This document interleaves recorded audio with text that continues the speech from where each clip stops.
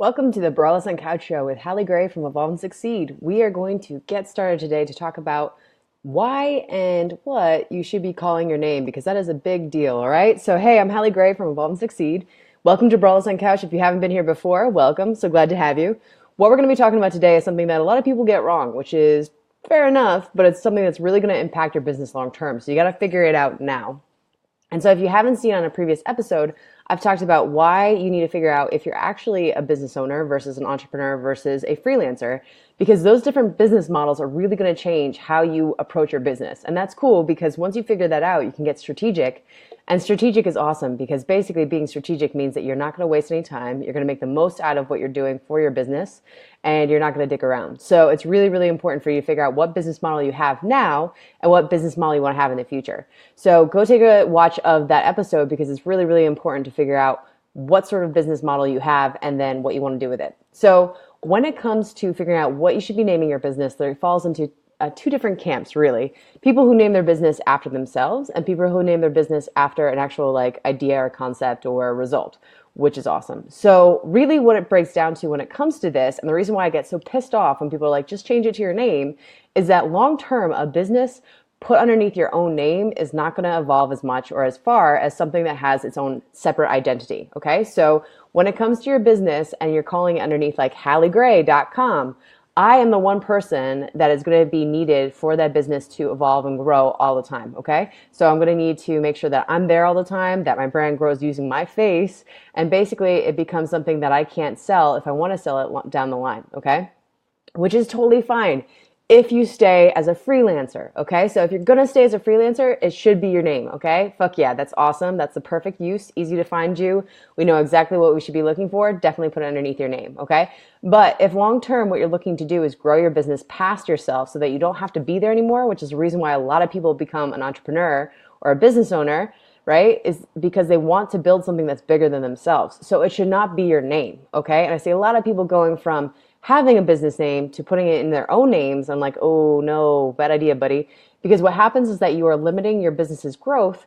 Also, when it comes to PR opportunities, it's kind of a weird look to be like, yeah, I'm Halley Gray from halleygray.com.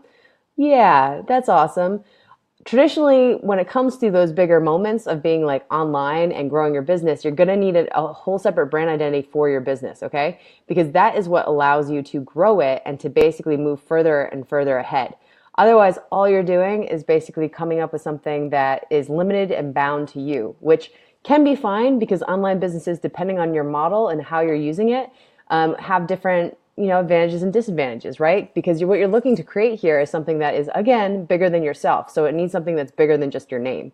So it's really, really important when you are starting to figure out what you're going to be doing when it comes to your business and you have it. You can always totally change it later. That's fine. It's not a big deal. You can get the domain or URL. You can have both your name URL, whatever it may be, with also your business URL. But what we're looking to do is always be strategic about the long-term goals, because what we're looking for is for you to always be making sure that you're doing the right thing with your business. So in terms of creating a business, if you're going to be a freelancer, stick with your name, okay? That's the easiest way to go. It's easy to find you. It's fantastic. It's the perfect solution for you.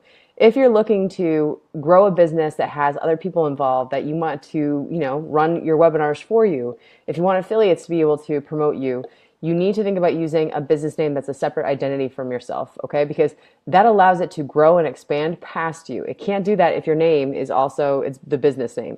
So really think about this stuff and think it through from the start, because what happens is that if you just do what everybody else is doing and you don't take a second to think about what the long-term effects will be or results, you're going to end up cock-blocking yourself and cock-blocking your business's success.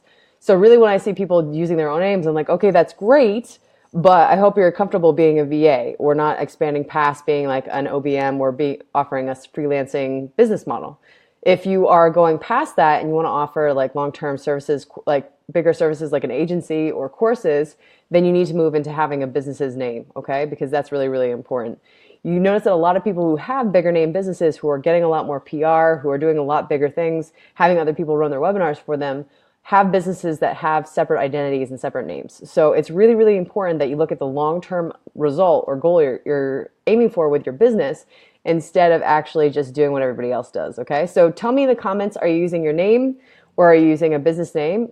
pop in the URL. I'd love to see it. I'd love to check it out. And tell me what the long-term goal was for you and for doing it that way, because I love hearing your background, your thoughts, and your ideas.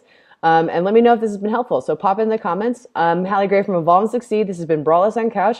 We will be back next week to talk about some sweet stuff about your marketing and how you can improve it. So I'll talk to you then and see you soon.